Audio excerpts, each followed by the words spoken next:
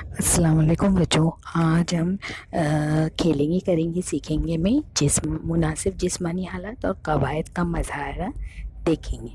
تو بچوں یہ ہماری کتاب ہے، کھیلیں گے، کریں گے، سیکھیں گے۔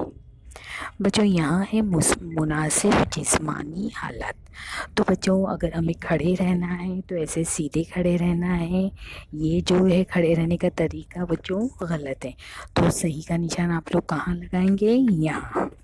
اس کے بعد بچوں کیا بول رہے ہیں، یہ جو بیٹھنے کا طریقہ ہے بچوں یہ صحیح ہے، اور یہاں جھک کر ہم کو نہیں بیٹھنا ہے۔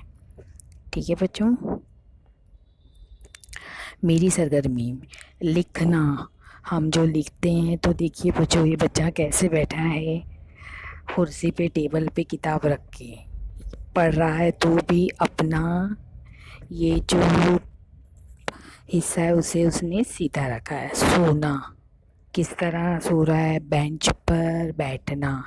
تو اس طرح جو ہے ہمیں اس طرح لکھنا، پڑھنا، سونا اور بینچ پہ بیٹھتے وقت دھیان دینا ہے۔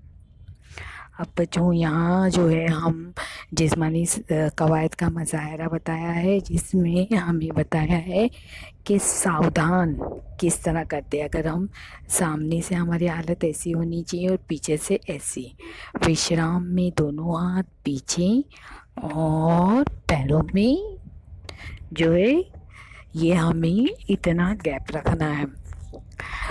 وشرام، تو یہ تمام لڑکیاں وشرام کی حالت میں ہے بچوں، تو اس بات کا ہم کو خیال رکھنا چاہیے ساودھان اور وشرام کے وقت۔